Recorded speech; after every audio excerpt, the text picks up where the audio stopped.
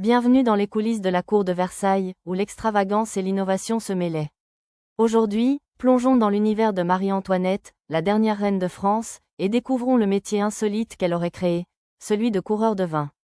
Partie 1. Marie-Antoinette, une reine entre faste et controverse. Marie-Antoinette, née en 1755 à Vienne, devient reine de France en 1774 en épousant Louis XVI. Jeune et étrangère à la cour, elle peine à s'intégrer, mais son goût pour le luxe et la mode la rend rapidement célèbre.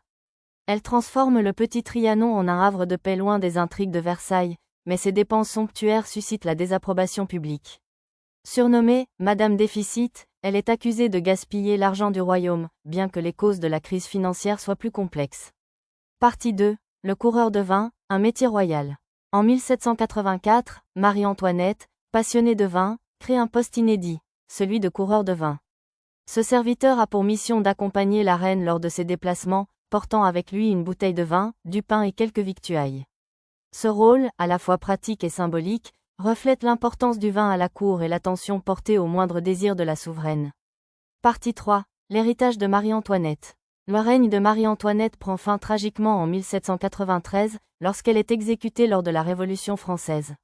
Son image de reine frivole est remise en question par les historiens, qui soulignent sa complexité et ses efforts pour préserver la monarchie.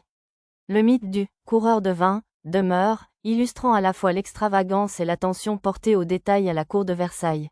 Conclusion, 5h à 5h30, Marie-Antoinette, figure emblématique de l'histoire de France, continue de fasciner. Son goût pour le vin et les traditions de la cour, comme celle du coureur de vin, témoignent d'une époque où le moindre détail était empreint de symbolisme. Merci de nous avoir rejoints pour ce voyage dans le temps.